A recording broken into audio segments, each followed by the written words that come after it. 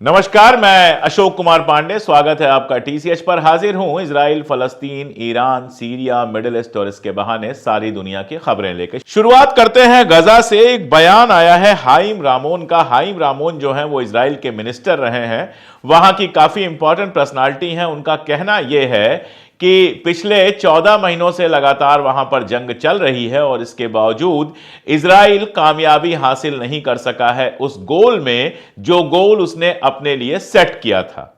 यानी हमास को वो किसी तरह से खत्म नहीं कर पाया है। हमास अब भी वहां एक्टिव है। रामोन का और कई सारे दूसरे लोगों का यह कहना है कि सबके बावजूद, सारी तबाही के बावजूद, आपने हानिया को मार दिया, आपने सैकड़ों हमास के सैनिकों को मार दिया, ये सब कुछ कर दिया, उसके बावजूद गजा के अंदर अभी भी जो सिविल एडमिनिस्ट्रेशन है वो हमास के हाथ में है, नंबर 1। दूसरी बात, मैंने आपको बताया था कि हमास में लगातार नए सैनिक भरे जा रहे हैं और हमास ने अपनी कैपेबिलिटीज फिर से हासिल की हैं। इसका एग्जाम्पल देता हूं।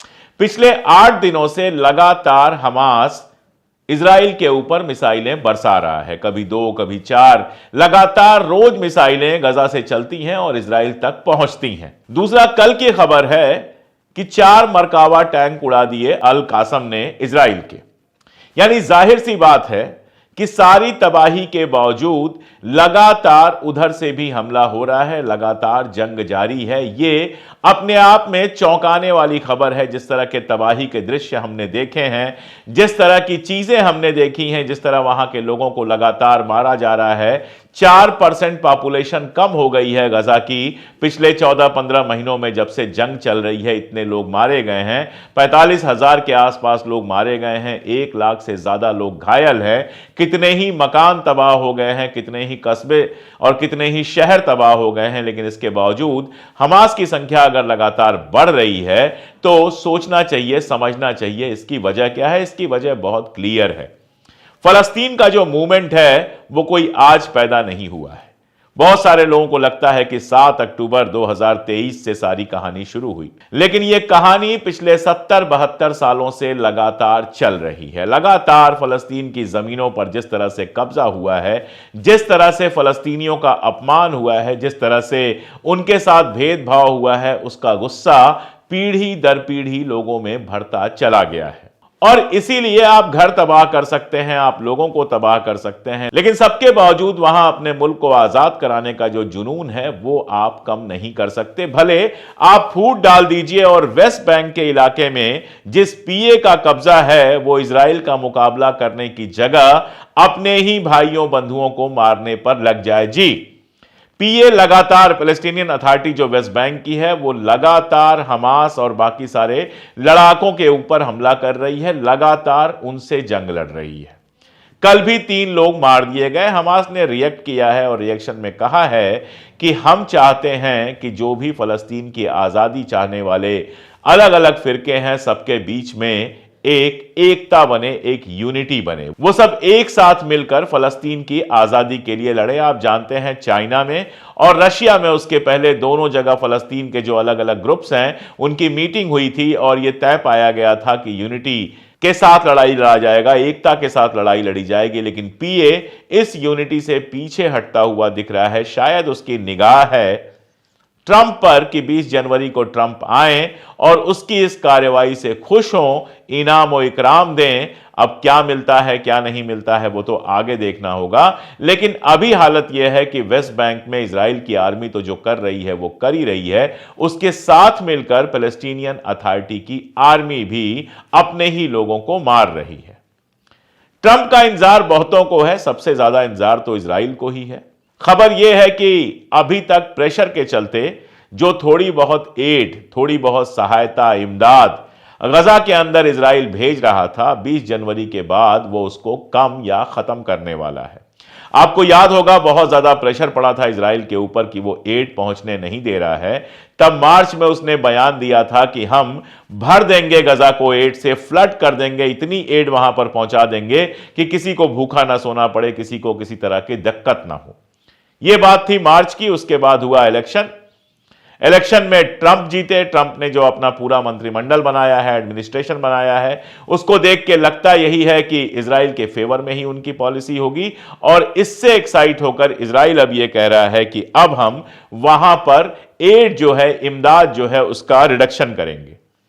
और इसमें आप जोड़ लीजिए कि वहां कानून जो पास हुआ है नेसेट के अंदर, उसके बाद यूएनआरडब्ल्यूए का बयान आया है कि हमें यहां पर काम करना बंद करना होगा। जो सबसे बड़ी एजेंसी थी फलस्तीनियों को इमदाद पहुंचाने वाली, वो वहां से अपना दफ्तर बंद करने वाली है। यानी वहां से भी इमदाद बंद होगी, यहां से भी इमदाद बंद होगी, तो जाहिर तौर पे परेशानियां और बढ़ेंगी। सीज फायर का मैंने आपको बता दिया है कि सिर्फ पन्ने पलटे जा रहे हैं, सिर्फ फॉर्मेलिटीज हो रही हैं। फिर से मीटिंग शुरू हुई है, पहले दौर की मीटिंग हुई है और उसके बाद जो रिपोर्ट्स आ रही हैं उससे यही लग रहा है कि किसी भी तरह से सीज फायर की कोई उम्मीद फिलहाल दिखाई नहीं दे रही है। फिलहाल दोनों पक्ष अपने अपने पे टिके हुए हैं। हमास का यह कहना है कि जंग पूरी तरह से बंद हो, जबकि इजराइल यह चाहता है कि होस्टेज तो वापस आ जाएं, लेकिन उसके बाद फिर जंग जारी रहे ताकि वो हमास को खत्म कर सके। यह अलग बात है कि 14 महीनों में अगर आप हमास को खत्म नहीं कर पाए तो अगले 14 या फिर 140 सालों में आप हमास को खत्म कर पाएंगे कि नहीं, इसकी कोई गारंटी मुश्किल है। गारंटी देने वाला कोई है तो सिर्फ और सिर्फ अमेरिका है। एक तरफ बाइडेन जो है एड के लिए प्रेशर बना रहा था कि इमदाद पहुंचे फलस्तीनियों के पास, और दूसरी तरफ 22 बिलियन का हथियार अभी तक दे चुका है और जाने से पहले 8 बिलियन की एक और डील करने की कोशिश हो रही है। अभी संसद वगैरह में जाएगा, वहां से पास होगा, वो सब वक्त लगेगा, लेकिन $8 बिलियन का, यानी जितना अभी तक हथियार दिया गया है उसका 1/3 हथियार, जिसमें भारी बम है, एम्यूनिशन है, ये सारी चीजें हैं, ये इजराइल को देने का प्रस्ताव लेकर आया है बिडेन। जैसे जाते जाते अपना कोई कर्जा चुका रहा हो, फलस्तीनियों की हत्या के लिए, फलस्तीनियों को मारने के लिए $8 बिलियन के हथियार अमेरिका इजराइल को और देगा। अमेरिका का जो दूसरा खेल चल रहा है वो खेल चल रहा है सीरिया में, और सीरिया की हालत बड़ी अजीब हो गई है। अभी कल इजराइल ने एलेप्पो के ऊपर बम बरसाए हैं और दमास्कस के बिल्कुल करीब तक पहुंचा है वहां के पानी पर कब्जा करने के लिए। यानी वहां के पानी का बड़ा हिस्सा अब इजराइल को मिलेगा। यह बमबारी ऐसी थी कि मिडिल ईस्ट में भूकंप जैसी कंडीशन हुई। 2.5 का रिचर स्केल पर 2.5 का भूकंप महसूस किया गया। आप समझ सकते हैं कितना भारी बम रहा होगा। लेकिन सीरिया की जो नई हुकूमत है, जो खुद को इस्लामिक हुकूमत कहती है, जो वहां के टेक्स्ट बुक के कोर्सेज बदलने की कोशिश कर रही है, कोशिश क्या कर रही है, बदल ही देगी, और जिसके यहां लगातार कभी फ्रांस से, कभी जर्मनी से, कभी कहीं से लोग पहुंच रहे हैं। सऊदी अरबिया जिसकी मदद करने को तैयार है, वो लेबनान से तो लड़ रहा है। लेबनान के बॉर्डर पर कुछ झड़प हुई जिसके बाद आना जाना बंद करा दिया गया, लेकिन इजराइल की शिकायत लेकर गया है अमेरिका के दरबार में। इजराइल से लड़ने को वो एकदम तैयार नहीं है। अमेरिका के सामने हाथ पांव जोड़े हैं कि इजराइल से कहिए अब बहुत हो गया, बस करे, हमारा इलाका छोड़ दे। लेकिन इजराइल इलाका छोड़ने की बात तो छोड़ ही दीजिए, हथियार गिराना भी, वहां लगातार हमले करना भी बंद नहीं कर रहा है, वहां की जमीनें कब्जा करता जा रहा है। लेकिन ये जो रिवोल्यूशनरी है सीरिया के, ये जो सबको धमकियां दे रहे हैं और बड़ी बड़ी बातें कर रहे हैं, वो इजराइल के खिलाफ एक कदम भी अगर चलने को तैयार नहीं है तो इसकी वजह क्या होगी, ये आप बताइएगा। और सीरिया भी क्या, नॉर्दर्न सीरिया में खबर यह है कि अमेरिका अपना नया बेस बना रहा है और वहां पर कुर्दों और टर्की के जो सपोर्टर हैं उनके बीच में लगातार जंग चल रही है नॉर्दर्न सीरिया में, जिसमें काफी लोगों के मारे जाने की खबर है। अब नॉर्दर्न सीरिया का होते हुए भी जुलानी की जो हुकूमत है उसका हिस्सा नहीं है, क्योंकि जुलानी वहां पैर नहीं रख सकता है। वहां टर्की और अमेरिका के बीच लड़ाई चल रही है। साउथ की हालत यह है कि साउथ में माउंट हरमन तक तो इजराइल कब्जा कर ही चुका है और फिर जहां तक उसकी इच्छा होती है वहां तक घुसता है। तो साउथ गया इजराइल के पास, नॉर्थ गया टर्की और अमेरिका के पास, बचा क्या, थोड़ा सा सीरिया बचा। वहां पे जितनी गुंडागर्दी करनी है, वहां पे ईसाइयों के साथ, अलवाइटों के साथ जितनी हिंसा करनी है, जुलानी कर सकते हैं। अब सूट वगैरह पहनने लगे हैं, कुछ दिनों में टाई वगैरह भी पहनेंगे। और यूरोप जो है खुश इसलिए है कि रशिया के खिलाफ उसको एक और जगह मिल गई, एक कंट्री सीरिया, जहां पर रशिया के मजबूत बेस हुआ करते थे, बेस अभी भी हैं, रशिया ने बेस हटाया नहीं है और सीरिया यानी जुलानी ने कहा है कि रशिया का बेस हटाने का हमारा कोई इरादा नहीं है, लेकिन अब जाहिर है वो अमेरिका और इजराइल की गोद में बैठा है तो वेस्ट उसको बहुत पसंद कर रहा है। फ्रांस की मिनिस्टर वहां गई और भी मिनिस्टर्स लगातार जा रहे हैं, ये डिमांड हो रही है कि सैंक्शन हटा दिया जाए। सारा मामला इसीलिए हो रहा है कि चलो रशिया की ताकत थोड़ी कमजोर हुई। अब रशिया की ताकत वाकई कमजोर हुई है कि नहीं हुई है यह तो आने वाला वक्त बताएगा, लेकिन पूरा का पूरा यूरोप इसी खुशी में झूम रहा है, भले रशियन तेल ना मिल पाने की वजह से वहां की इकॉनमी का सत्यानाश हो चुका है। इधर सऊदी अरबिया भी लगातार कह रहा है कि हम सीरिया की मदद करेंगे, सीरिया को इमदाद देंगे हम। उधर यमन में जो हूथियों के खिलाफ हैं, जिनको सत्ता से हटाकर हूथी सेना ने सना पर कब्जा किया था, उनको $500 मिलियन दे रहा है। यानी सऊदी अरब भी अपनी तरफ से अमेरिका और इजराइल और यूरोपियन कंट्रीज की पूरी मदद कर रहा है ताकि मिडिल ईस्ट में उनका दबदबा बना रहे, ताकि मिडिल ईस्ट में इजराइल जो चाहे वो कर सके। सऊदी अरब या किसी और कंट्री के पास अब शायद फलस्तीन के लिए वक्त ही नहीं है। पहले हर तीसरे चौथे दिन कम से कम फलस्तीन पे बयान आ जाया करते थे, अब वो बयान आना भी बंद हो गए हैं। अब शायद बयानों की जरूरत भी उनको महसूस नहीं हो रही है। हालत यह है कि डॉक्टर अबू सफाया, जिनके बारे में मैंने आपको बताया था कि गिरफ्तार किया था इजराइल ने, पहले इजराइल ने कहा कि हमें उनके बारे में कुछ नहीं पता है, तो यह चर्चा शुरू हो गई कि इजराइल ने उनको मार दिया है। अब राइटर्स ने यह कोट किया है, राइटर्स की यह खबर है जो बीबीसी में भी छपी है, जिसमें यह कहा जा रहा है कि अबू साफिया को अपने पास होने का इजराइल ने स्वीकार कर दिया है। इजराइल ने कहा है कि अबू साफिया हमारे पास है। अब एक हॉस्पिटल तबाह कर दिया गया, उसके डायरेक्टर को गिरफ्तार किया गया है, लेकिन पूरे अरब वर्ल्ड में एक लफ्ज किसी ने नहीं कहा, एक बार किसी ने नहीं कहा कि डॉक्टर को आपने गिरफ्तार क्यों किया, डॉक्टर को आप रिहा कर दीजिए। जंग चलती है दो आर्मीज के बीच में, इसमें डॉक्टर और जो मेडिकल फैसिलिटीज है उनको नुकसान नहीं पहुंचाना चाहिए, लेकिन इजराइल इतने सारे हॉस्पिटल्स बर्बाद कर चुका है, इतने सारे डॉक्टर्स को मार या गिरफ्तार कर चुका है, अभी तक अरब वर्ल्ड ने जबान खोली भी नहीं है। और ह्यूमन राइट्स की बड़ी बड़ी बातें करने वाला जो वेस्टर्न वर्ल्ड है, जो गोरे हैं, जो खुद को दुनिया का सबसे सभ्य देश मानते हैं, उन देशों से भी किसी बड़े नेता का, किसी बड़े अधिकारी का एक भी बयान ऐसा नहीं आया है जिससे यह कहा जा सके कि ये लोग जरा सा भी ह्यूमैनिटेरियन अप्रोच रखते हैं गजा के अंदर। बयान आए तो पोप के बयान आए, वहां के पोप ने बिल्कुल क्लियरली कहा कि इजराइल जो कुछ कर रहा है वो जेनोसाइड है। अब आयरलैंड से जो वहां के कैथोलिक चर्च के हेड हैं, उनका भी बयान आया है कि 7 अक्टूबर को जो कुछ हुआ उसके बाद इजराइल ने जो किया है वो डिस्प्रपोर्शनेट है और वो बिल्कुल क्रूर है। उसमें दया नाम की कोई चीज नहीं है, उसमें ह्यूमैनिटी नाम की कोई चीज नहीं है।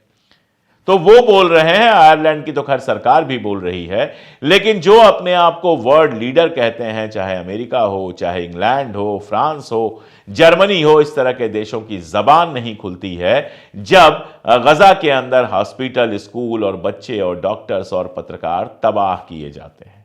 अमेरिका तो शायद अब इजराइल की मदद करने के अलावा और कुछ कर ही नहीं रहा है। कई बार ऐसा लगता है कि इजराइल का गुलाम है अमेरिका या फिर अमेरिका का गुलाम है इजराइल। उल्टा ज्यादा सही लगता है कि अमेरिका इजराइल का गुलाम होकर रह गया है। हूथीस के ऊपर लगातार हमला हो रहा है। कल अमेरिका की जो नेवी है उसने हमला किया, हूथी की जो मिसाइल फैसिलिटीज हैं, जहां पर मिसाइल वगैरह बनती है वहां पर हमला किया।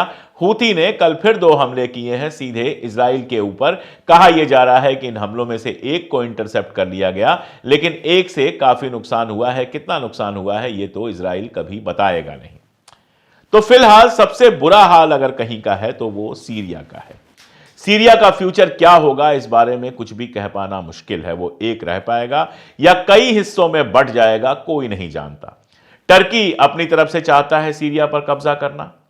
ईरान अभी खामोश बैठा है, लेकिन उसकी निगाहें तो हैं ही। अमेरिका ज्यादा से ज्यादा इलाकों पर कब्जा करके वहां का तेल चुराना चाहता है और इजराइल वहां का पानी चुरा चुका है, माउंट हरमन पे कब्जा कर चुका है, और क्या क्या चाहता है ये कोई नहीं जानता। और जुलानी बातें कितनी बड़ी बड़ी कर ले, फोटो कितनी अच्छी अच्छी खिंचा ले, लेकिन उसकी जो हैसियत है वो अमेरिका के गुलाम जैसी है, इजराइल के गुलाम जैसी है, जो इनके खिलाफ एक लफ्ज बोल नहीं सकता। बड़ा मसला जो है वो गजा का ही है।